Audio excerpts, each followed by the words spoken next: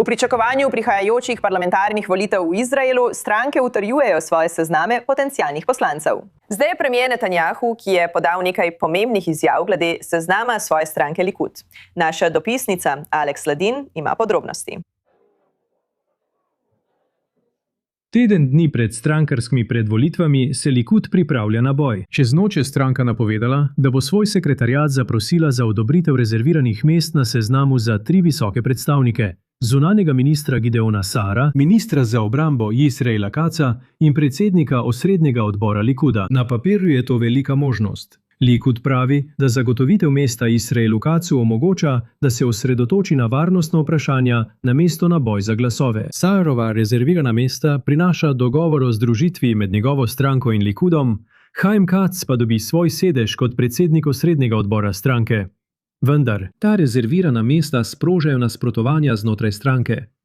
Eden od ministrov je to označil za vgrajen konflikt interesov in je poudaril, da Haim Izrael in njegovi privrženci dejansko nadzorujejo osrednji odbor in sekretariat, torej 2 telesi, ki naj bi odobrili lastna rezervirana mesta. To se je zgodilo le dan potem, ko je Likud predstavil svojega prvega kandidata za rezervirano mesto, ki ga podpira Netanjahu, tehnološkega podjetnika Orena Dubrovskega, na 11. mestu, za katerega se pričakuje, da bo po volitvah vodil politiko umetne inteligence v gospodarstvu, zdravstvu in izobraževanju. Njegova uvrstitev je takoj ponovno sprožila preučevanje starih objav na družbenih omrežjih, vključno z ostro kritiko predsednika Trumpa, za katero se je Dubrovski že opravičil. Ogorčenje izhaja tudi iz dejstva, da bo Netanjahu lahko imenoval skupno 9 članov stranki, ki ima po trenutnih anketah med 22 in 24 sedežev. Politični vložki so se še povečali z včerajšnjo odločitvijo okrožnega sodišča v Tel Avivu, ki je razveljavilo odločitev tribunala Likud, ki bi omogočila sedanjim ministrom in članom Kneseta kandidirati v regionalnih okrožjih strankarskih predvolitev. To pomeni, da bi se približno polovica trenutne frakcije Likud lahko znašla izključena iz naslednjega Kneseta, razen če bi odstopili iz svojih položajev, da bi tekmovali na regionalni ravni. En teden pred volitvami in boj za primarne volitve v Likudu postaja vse bolj zapleten.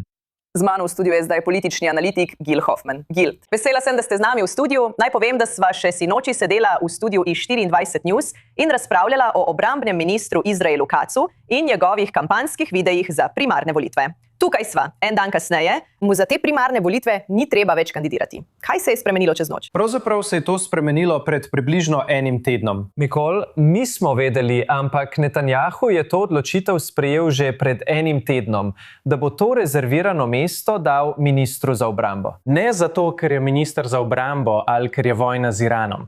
Če je kdo zaradi tega odprl svoje zaklonišče, naj ga kar zapre. Ker je znotraj stranke res zelo vpliven. Kot vodja sekretariata nadzoruje denar stranke. Tako mora Netanjahu ostati v njegovih dobrih knjigah. Kar pa je naredil, je bilo, da je počakal nekaj dni, ga je spravil pod stres in ga prisilil, da je objavil še več viralnih videoposnetkov, ki bi se tebi in meni zdeli nerodni ali sramotni. A Izrael Katz jih ima rad. No, morda osrečuje Katza, a zagotovo ne osrečuje vseh poslancev Likuda. Tani Gottlieb je ostro kritizirala odločitev, pravi, da se s tem norčuje iz volivcev Likuda.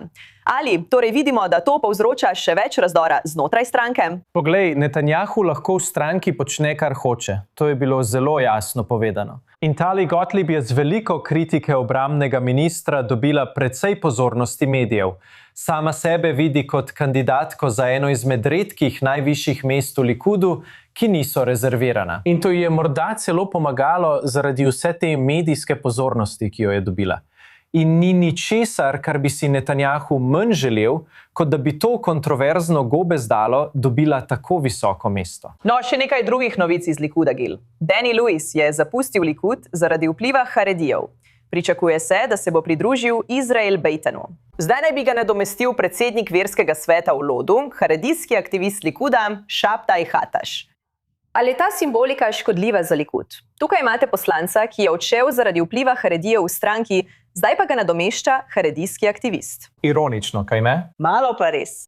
Ampak res je, da je Likud že desetletja v zavezništvu z ultraortodoksnimi in to se je samo še okrepilo. In v očeh volivcev je tako, kot je, in oni bodo morali odločiti, ali je to tisto, kar si želijo.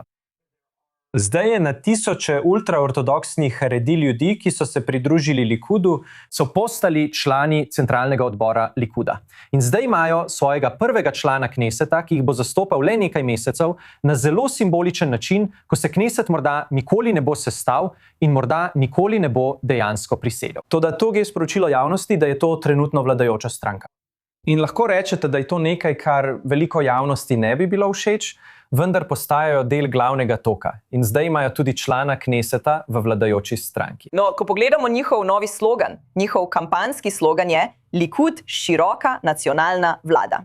Imamo Itamarja Ben-Gvirja, ki dejansko pravi, da mu ta slogan ni všeč, ker ne bi smela biti široka nacionalna vlada. Morala bi biti desničarska vlada za desničarske volivce. Ampak Gil, kakšna je vizija Netanjahuja za široko nacionalno vlado? Povedal ti bom, na vsakih volitvah pravi, da bo oblikoval vlado narodne enotnosti. In morda to misli resno, morda ne, ampak če reče, da želi vlado, v kateri bo prevladoval Ben-Gvir, mu to ne bo prineslo veliko glasov. Če ljudje želijo Ben-Gvirja, lahko glasujejo za Ben-Gvirja. Torej želi nagovoriti splošno javnost. Mora se premakniti proti sredini političnega prostora. In ta slogan je lep način, kako to narediti. Zveni lepo. No, pojdimo za trenutek izven Likuda. Pogovorimo se o Jesh Atid. Tam je nova poslanka, Mihalka Babijah. Pravkar je vstopila v Kneset, sicer pa je po rodu Američanka. Prihaja iz Virginije. V začetku 2000-ih se je preselila v Izrael. Kaj Michal trenutno prinaša v Kneset? Je prva članica Kneseta iz Blacksburga v Virginiji, majhnega mesta na jugu. To me sploh ne preseneča, da je prva. Verjetno je morda tudi zadnja, veš, nikoli ne veš. Poglej, predstavljala je angleško govoreče volivce. In čudovito je, da jemljejo gledalce iz 24 tako resno, da verjamejo, da mora biti zastopstvo za gledalce i 22-4 v Knesetu. Mislim, da bi morala vsaka stranka imeti rezervirano mesto za gledalce i 22-4. Tako da je prijateljica in ji želim vse dobro, ampak verjetno sploh ne bo prisegla. Danes je prišla v Kneset in zdaj naredila nekaj lepih slik. Strinjam se, da mora vsaka stranka poslušati gledalce iz 24 News in na naju je, da te gledalce dejansko obveščava. Torej, Gil, hvala, ker si bil z mano v studiu. Cenim to. Ja.